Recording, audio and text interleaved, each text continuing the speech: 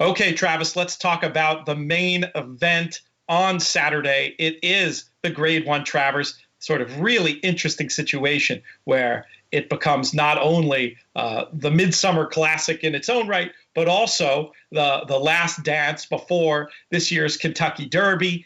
It's being billed as a match between number 3, Uncle Chuck, and number 6, Tiz the Law. Is it as simple as that and those two? We'll start there. Probably most of the time it is. I think most of the time, but obviously this is horse racing, so there's plenty of scenarios that could play out where it's not. I just think these are two exceptional colts. Tiz the Law, in a year that he could have been mismanaged at almost any turn with the gap in racing and then the new schedule, he has been managed absolutely perfectly. And he's been maintaining his form. He's forwardly placed. He's got tactical speed. He clearly is a horse that can handle a longer distance. I think he is by far the horse to beat. However, the Belmont Stakes has always been, and that one-turn type mile at Belmont was 100% like Tiz the Law's game. He's done very well at that scenario both times now. He's got to go another furlong. Looks like he can handle it just fine, but you never know. That 10th furlong is the 10th furlong for a reason. It's often daunting. And so then he has to deal with this horse named Uncle Chuck, who's lightly raced. And we've seen this thing from Baffert before, where he brings horses from the West Coast over in a seemingly sort of weird spot for him, and all of a sudden they pop with a big effort. Of course, we all remember what Arrogate did not too long ago. I watched Uncle Chuck's replays just to get a better sense of him. He has got a stride that is just so long that it almost feels like he's just wanting that 10th furlong. Whereas opposed to Tiz the Law, you might question whether or not he truly wants the 10th furlong. I definitely think Uncle Chuck wants that 10th furlong.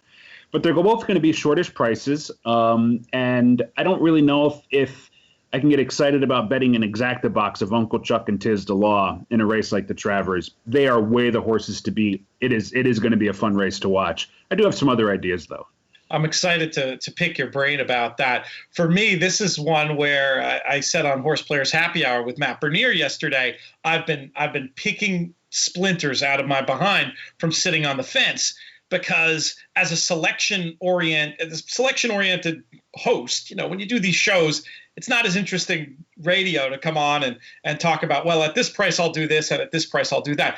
I kind of want to just pick the horse I've been talking about since last August, and that's Tiz the Law. But when you see, especially some of the prices around internationally, with a horse like Uncle Chuck as high out as 11-4, it becomes much easier to say, well, look, my pick is Tiz the Law, but I'm betting Uncle Chuck, and then all of a sudden you start making no sense at all. So I'm struggling a little bit, and I'm very curious who you might be interested in to either split these two and or maybe get the money in this year's Travers. It's actually an interesting point, because when I opened up the PPs and sort of like, okay, I'm going to handicap this race, and I look at it and I'm like, man, Uncle Chuck, for all the hype that he's received, he doesn't even have some of the fastest buyers in the race. I mean, Country Grammar ran faster last time, and he's certainly a few points behind Tiz the Law. So when you think of it that way, it doesn't surprise me that he maybe has drifted a little bit up more than what you would think he would have coming in. And a horse like Country Grammar, to me, for Chad Brown with a big number and a win over the track, is just going to get overbet almost always. And I thought he's had a really perfect trip in the Peter Pan last time. I think he's a nice horse, and I think he's capable of a lot, but he's just not the right bet for me in a spot like this. However, coming out of that same race, I think Caracaro ran an excellent race in the Peter Pan, off the layoff. Had a good spot first turn, sat just off the pace, sort of in a close proximity to Country Grammar, but then had to swing 3 wide on the entire far turn and fought really hard to the wire. I think of those two, I want him out of the Peter Pan the most. So he would maybe be one of the horses I'm leaning on a little bit in terms of making money in the race. And the other is, and it's no surprise, I think Max Players is a nice colt. And I think he's been handled well by Linda Rice. Again, another where they could have done some of the bigger races in the spring. Instead, she's like, no, we're going to back off and we're going to point for the summer. He was never going to win the Belmont coming off a layoff like that against Tiz the Law, who has had more recent type efforts. But he still ran well. He's very wide on the far turn, came with a run, and now he's tightened up for this, second off the layoff. If he runs well in the Travers, I'd actually start to think about him as a real Derby-type horse. I don't know if he's going to be quite ready with the second off the layoff scenario to take on, an informed Country Grammar, an informed Uncle Chuck, an informed Tiz the Law. but I certainly think he's capable of closing the gap, and he's going to be 5 or 6 times the price of Tiz DeLaw. So if I were to truly look to bet this race, I'd try and sneak Max Player and Caracaro onto my ticket.